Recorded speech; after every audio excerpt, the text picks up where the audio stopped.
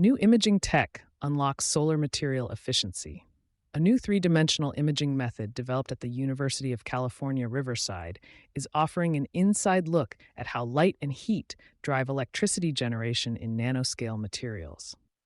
Published in Science Advances, the research targets a long-standing challenge in solar technology: how to separate and optimize the overlapping physical processes that turn light into usable power. The team, led by Associate Professors Ming Liu and Ruoshui Yan, used atomic force microscopy in combination with light excitation and harmonic analysis to map out how two energy conversion effects, photovoltaic and photothermoelectric, coexist within next-gen materials like molybdenum disulfide, MOS2. Said Liu, "Before now, we knew both effects were happening, but we couldn't see how much each one contributed and how they spatially distribute. With our new technique, we can finally tell them apart and understand how they work together. That opens new ways to design better devices." The photovoltaic effect, common in commercial solar panels, converts photons into electric current at semiconductor junctions. The photothermoelectric effect, by contrast, relies on heat gradients within the material to move charge.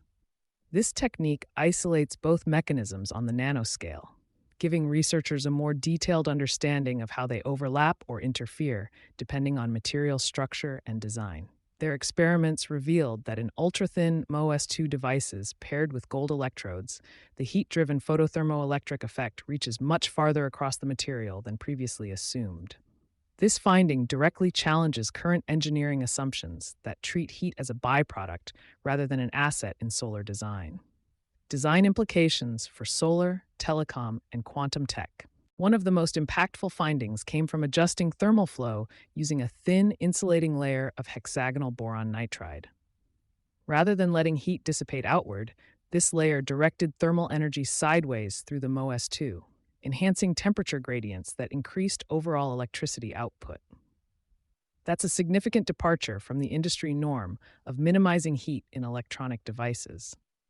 These insights open up design opportunities across multiple sectors. For solar energy developers, the ability to capture both light and thermal energy within the same material stack points to potential hybrid systems with higher total efficiency.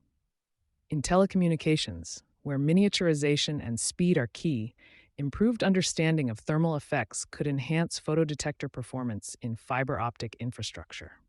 Beyond renewable energy and communications, the new imaging method offers potential benefits for the development of nanoscale sensors, quantum computing hardware, and optical systems, where control over photoelectric interactions is central to functionality.